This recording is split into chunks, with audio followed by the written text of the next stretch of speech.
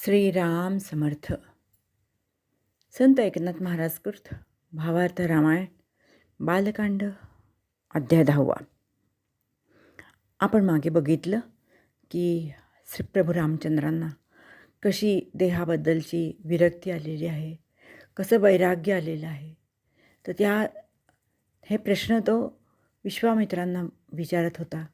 तर विश्वामित्र काय उत्तर देतात बघा. विश्वामित्र म्हणे, रघुनाथा, तू सूक्ष्मबुद्धी अतितीक्ष्णता, ज्ञाननेय परमार्था, स्वभावता परिपूर्ण. वैराग्य जे ज्ञान सगर्भ, तेची ज्ञानाचा समारंभ. वैराग्य वीण ज्ञान दुर्लभ, ते तुझं सुलभ स्वभावता. वैराग्य तुला आलेले आहे, त्यामुळे तुला हे प्रश्न सुचतात आणि त्याचं ज्ञान तुला वैराग्यामुळे सहज मिळून जाईल. जैसा शुक व्यास सूत, जन्मापासोनी जीवनमुक्त, तैसाच तू रघुनाथ, प्राप्त परमार्थ स्वभावे. पण शुकाला सुद्धा जरी तो जन्मापासून जीवनमुक्त होता, वैराग्य होतं त्याला, तरी त्याला ज्ञान प्राप्त करून घेण्यासाठी गुरुकडे जावे लागले. तेव्हा अशा शुकाची कथा मला सांगावी अशी विनंती राम विश्वामित्र ऋषींना करतो. जन्मस्वभावे शुकमुक्त, विवेक वैराग्य पूर्ण भरित, तो श्री व्यासास न पुसत स्वेच्छावनात निघाला. विश्वामित्र त्याला सांगू लागले की हा जन्मल्यापासूनच आपल्या वडिलांना न विचारता स्वेच्छावनात निघाला, स्वेच्छेने वनात निघाला. शुके न करता पाणी ग्रहण, न घेता संन्यास ग्रहण, व्यासासी न पुसताची जाण, निघाला आपण सर्वस्व त्यागे. लग्न नाही, संन्यास नाही, व्यासांना विचारलं नाही आणि स्वतःच निघाला सर्वस्वाला त्यागून. तर आपल्या या पुत्राचे मुख पाहावे म्हणून व्यास त्याला हाका मारू लागले. शुका, ए शुका, मी शुक नव्हे एकदेशी, तो मी सर्वभूत निवासी. हे प्रचिती याव या व्यासासी, वृक्ष त्यासी ओ देत. शुक म्हणताची जाण, वृक्ष ओ देती आपण, तेने शुकाचे पूर्णपण व्यासासी पूर्ण कळवाले.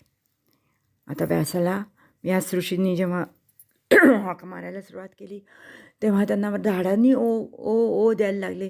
तेव्हा शुकदेवाची काय परिस्थिती आहे हे व्यास जाणत होते. पण असाही प्रसंग घडला की दोघेही जण जेव्हा तलावात न्हाण्यासाठी गेले, तेव्हा तिथे काही अप्सरा स्नान करीत होत्या आणि जलक्रीडाही करत होत्या. पण शुकदेवांना पाहून त्यांना काही वाटले नाही. पण जेव्हा व्यास आले तेव्हा मात्र त्यांना त्यांची लज्जा आली आणि त्यांनी कपड्यांनी अंग झाकून घेतले. हे पाहता काय झालं माहिती का, व्यास ऋषींना काय वाटलं बघा. शुक तरुण नग्नगती, जाता अप्सरा न लाजती, मी वृद्ध यांचे आजाचे स्थिती, मज का लाजती देवांगना. शुकाचे ठाई त्यांची आसक्ती, त्यासी निर्लज्जा अवयव दाविती, मी वृद्ध नावडे चित्ती, या लागी लाजती सर्वांगना. असं वाटलं त्यांना की शुकाला नाही त्या लाजल्या, पण मला लाजल्या. हे का? श्री शुकाशी का नाही लाजल्या ती, मज लाजल्या ती कोणत्या अर्थी, ते परमप्रमाण निश्चितार्थी, माझी प्रश्नोक्ती सांगावी. त्यांनी प्रश्न केला अप्सरांना. तेव्हा अप्सरा म्हणाल्या, मुने, तुझे ज्ञानभेदानुवृत्ती, शुकाशी सदा अभेदगती, अभेदी लाजेशी अप्राप्ती, भेदाप्राप्ती सल्लज्ज. तुझं स्त्री पुरुष भेद व्यक्ती, या लागी तू केली प्रश्नोक्ती, शुकाची सूक्ष्म अभेदगती, स्त्री पुरुष व्यक्ती देखेना. पण हे अप्सरांचे उत्तर ऐकून शुकाला मात्र ज्ञानाभिमान झाला आणि तो म्हणू लागला, मी ज्ञाता व्यास अज्ञान, ऐसा शुकाशी झाले ज्ञानाभिमान, हृदय संपूर्ण प्रविष्टला. मी ज्ञाता तो अज्ञान, जेथे ऐसे स्फुरे स्फुरण, तेथोनी पळे ब्रह्मज्ञान, ज्ञानाभिमान उरे देही. ते मग काय होतं, व्यासांना कळतं की आपल्या मुलाला ज्ञानाचा अभिमान झाला आहे. स्वयंबुद्धीचे विवेक ज्ञान, विकल्पे मात्रे होय क्षीण, गुरुवाक्ये अतिनिपुण, ते ज्ञानपूर्ण निश्चये. गुरुवाक्ये विण जे ज्ञान, ते क्षयरोगी जन्मले जाण, विकल्प मात्रे सांडी प्राण, अति क्षीण अपायी. शुकाचे ब्रह्मज्ञान विकल्प वाक्ये झाले क्षीण, शुक जाहला ज्ञानहीन, ते व्यासाशी चिन्ह कळो सरले काले. व्यास म्हणे श्री शुकासी, तू तव स्व इच्छा जातोशी, अवश्य जाई जनकापाशी, निश्चय पावसी त्यासेनी. जनक राजा पृथ्वीचे ठाई, राज्य करोनी तो विदेही, ज्ञान विज्ञान त्यास सर्वही, परिपूर्ण पाही पूर्णत्वे. श्री शुकाची मनोवृत्ती म्हणे कळली व्यासाची. श्री शुकाला काय वाटलं याच्यावर माहिती का? त्याला वाटलं की माझ्या वडिलांना व्यासांना कळलं आता मी कोण आहे ते, आणि आता बघू जनकाला काय वाटतंय ते. जनकाची पात्रता किती आहे ते पाहूयात आपण. व्यासांची पात्रता किती ते आपण पाहिले. आता जनकाची पात्रता किती आहे ते पाहू. म्हणून तो जनक राजाकडे जायला निघाला.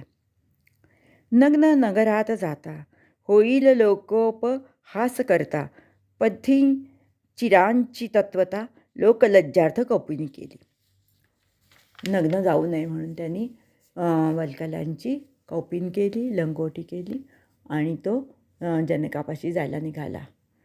पण सद्गुरू जो का कृपामूर्ती, त्यासीही भेटू नये रिते हाती, हेची वृद्ध वृद्ध शिकविती, धर्मशास्त्री नीती निश्चय.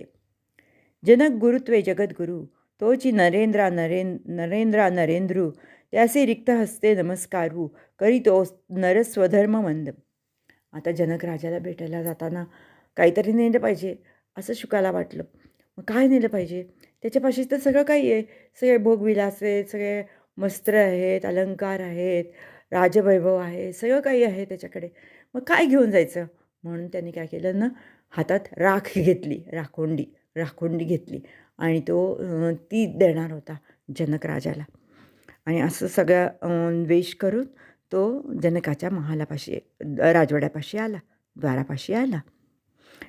तर द्वारपालांनी त्याला बघितलं. ब्रह्मसूत्रे विण नव्हे ब्राह्मण, संन्यासी नव्हे दंडे विण, दिगंबर नव्हे हा संपूर्ण, अतिविलक्षण वेशधारी. त्या श्री शुकाचे मनोगत, मी आलो असे ब्रह्मसूत, राजा समोरा येईल येथ, सन्मानयुक्त नेईल. ऐशा ज्ञानाभिमाने थोर, शुका माझरी बांधले घर, ते कळले लायासी अंतर, शुक विकार हृदयस्थ. जनक राजाला कळले की याला कसला अभिमान झालेला आहे ते. त्यामुळे जनक राजा काय म्हणतो, जनकाला जेव्हा तो द्वारपाल भेटायला सांगायला येतो की साधू आला आहे कोणीतरी तुम्हाला भेट केला, तर द्वारपाळाशी वचन राव बोले, द्वारी उभा महानुभाव, संगन त्यक्त्वा सुखी भव, हा त्यासी सांगावा अभिप्राव, तो निजानुभव पाहिल. संगन त्यक्त्वा एवढंच फक्त सांगा, संगन त्यक्त्वा सुखी भव एवढंच फक्त द्वारपाळांनी ह्याला सांगावं असं त्यांनी निरोप दिला द्वारपाळाजवळ. आता शुकदेवानी पाहिले की काय, द्वारपाळ म्हणे श्री शुकाशी, संगन त्याक्त्वे सुखी होशी, हे राये सांगितले तुम्हासी, येरू निज मानसी क्षोभला. मी काय राजभारू आहे, मी काय स्त्रीसंग आहे, मी निसंग निज निर्वाहे, सांग जाय राजासी. हातीची टाकली राखोटी, तोडोनी टाकली लंगोटी, निसंग मी एक सृष्टी, माझं पहावया दृष्टी येऊ दे राजा. अजून त्याचा ज्ञानाभिमान गेलेला नाही आहे. त्याला अजूनही असं वाटतं की मी सगळ्याच संघांचा त्याग केलेला आहे आणि आता रायांनी मला भेटायला आलं पाहिजे. म्हणून तो परत त्या द्वारपाळाला राजाकडे पाठवायला सांगतो. तर राजा परत तोच निरोप देतो, संज्ञन त्यक्त्वा स्थिती सुखी होय, संगन त्यागे सुखप्राप्ती, द्वारपाळ सांगे राजोक्ती शुकाप्रती. आता ते त्याला असं वाटलं की आता माझ्यात काय राहिलं आहे, कशाचा संग राहिला आहे. तेव्हा त्याच्या लक्षात आलं की देहाचे माथा शुकपण, तो देहे येथे किंग लक्षण, देह पांच भौतिक पूर्ण, त्या माझी मी कोण ते शोधू पहा. आता हा पंचमहाभूतांनी बनलेला देह आहे, तो काही म्हणजे मी नाही आहे. पंचमहाभूत कोणती? पृथ्वी, आप, तेज, वायू, आकाश, हे सगळेजण मिळून आपलं शरीर झालं आहे. त्याच्यापेक्षा मी तर वेगळा आहे. मी काही या देहाशी बांधलेला नाही आहे. मग ह्याचा त्याग करायला सांगतो का राजा? असा त्याला त्याचा त्या निरोपाचा त्यांनी अर्थ काढला. ऐसा विवंचता उपपत्ती, स्वरूपी पावली वृत्ती, तेने तथस्थ झाली स्थिती, इंद्रिय वृत्ती निश्चेष्टित. ऐसा निश्चेष्टित सात रात्री, उभा होता राजद्वारी, निर्विकल्प दशा शरीरी, सप्तरात्री अचंचळ, म्हणजे निश्चिळपणे त्याला 7 दिवस तो त्या निर्विकल्प समाधीत राजद्वारी उभा होता. आता हे ऐकता ऐसे सांगता द्वारपाळ विदेही म्हणजे जनक राजा, त्याला हर्ष झाला आणि तो तात्काळ त्याच्यासमोर गेला आणि त्याला उचलून राण्यांच्या महाली ठेवले.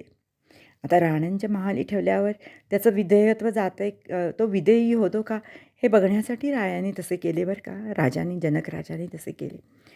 तेव्हा त्याला कळले की ब्रह्मत्व बाणले योगी राजा. आता जाणोनी उल्हास जनक राजा, सिंहासनी बैसवणी ओजा, श्री शुकाची पूजा ब्रह्मत्वे केली. स्वमुखे सांगे श्री शुकाशी, मी जनक आलो भेटीसी, वचने शुक झाला उल्हासी, सर्व भावेसी नृपनमी लिहिला. त्याला आता जनक राजाने त्याला सिंहासनावर बसवलं आणि सांगितलं की मी आलो आहे तुझ्या भेटीसाठी. त्याला तटस्थ पाहून राजा काय म्हणाला? राजा म्हणे, तटस्थ स्थिती शुका, कोठे आहे तुझी वृत्ती? तेव्हा शुक म्हणे, जेरू म्हणे आत्मप्रतीती, वृत्ती निवृत्ती सुखरूप.